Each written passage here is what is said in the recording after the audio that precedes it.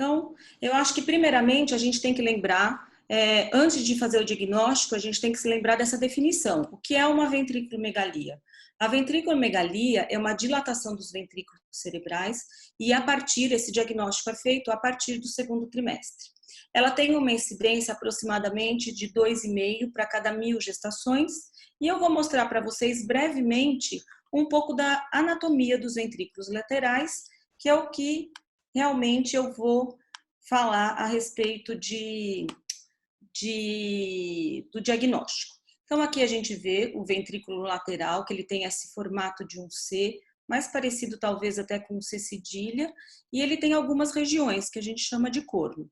A gente tem primeiramente o corno anterior, aqui.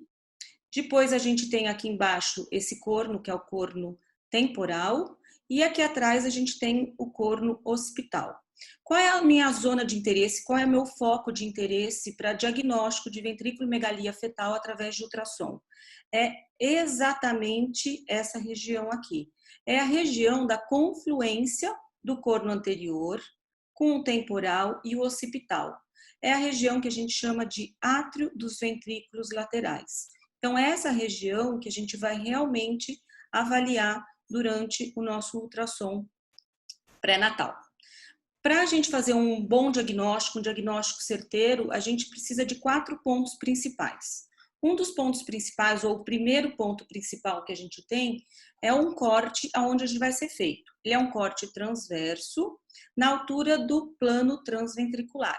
Então, se a gente olhar aqui esse modelo, né, de fetinho, esse boneco, tem o ventrículo aqui, onde a gente explicou a anatomia, e a gente vê o corte em cima do ventrículo. Esse corte está passando exatamente na região que eu preciso ver, que é o átrio, e pega também o corno occipital do ventrículo lateral. Então, é essa localização que me interessa. Segundo ponto importante para um diagnóstico de uma forma correta. Eu preciso conhecer os marcadores anatômicos. Então, tem 3 pontos importantes da anatomia que eu preciso sempre checar. No meu corte, sempre vai ter que estar presente aqui na frente o cávum do septo pelúcido. E aqui atrás, onde eu tenho essa topografia do ventrículo lateral que a gente está vendo aqui, eu tenho 2 marcadores importantes, que eles me mostram aonde eu vou realmente medir esse ventrículo.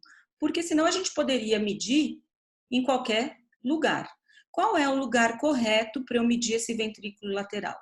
Eu sempre vou procurar o plexo coroide, aquela estrutura ecogênica, né, parece de uma forma ovalada, que fica dentro do ventrículo lateral, para ser o meu ponto de referência da medida. E também, às vezes, a gente escuta falar que tem também outro ponto de referência, que é onde o parênquima aqui faz essa reentrância, que é a fissura parieto-occipital. Então, nesse ponto, basicamente, onde eu tenho a fissura e eu tenho o plexo coroide, é onde eu vou fazer a medida. Então, tem que ser em cima do plexo coroide. Não posso ficar medindo aqui atrás na pontinha. Isso é o marcador anatômico importante. Depois disso, minha terceira referência é como medir. A gente vai pegar o caliper e a gente tem que saber aonde colocar.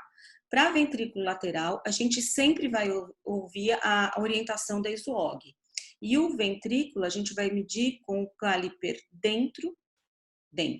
Então, aqui está sendo representado por desenho, né, o plexo coroide, e essa parte mais globosa do plexo coroide, onde vai estar provavelmente a fissura parieto-occipital aqui em cima, é onde eu vou colocar a minha medida. Lembrando que essa medida é sempre perpendicular ao corpo do ventrículo lateral.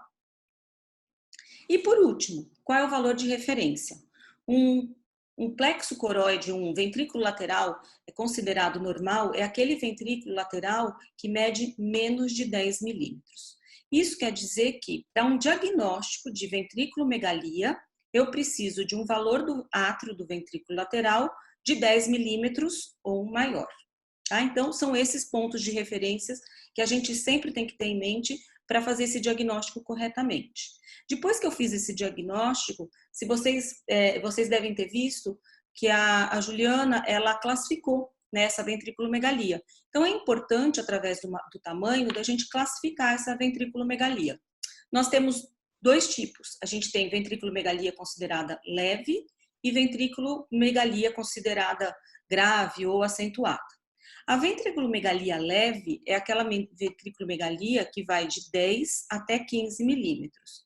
E eu trouxe um vídeo aqui para mostrar para vocês que essa daqui é um ventrículo lateral, aqui tem o plexo coroide, a fissura está aqui em cima, e é esse ponto aqui que eu vou medir.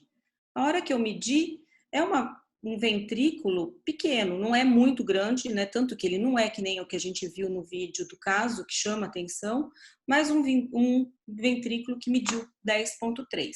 Então, nesse caso, tem ventriculomegalia e essa ventriculomegalia é leve. Diferente desse aqui do caso que a gente teve hoje.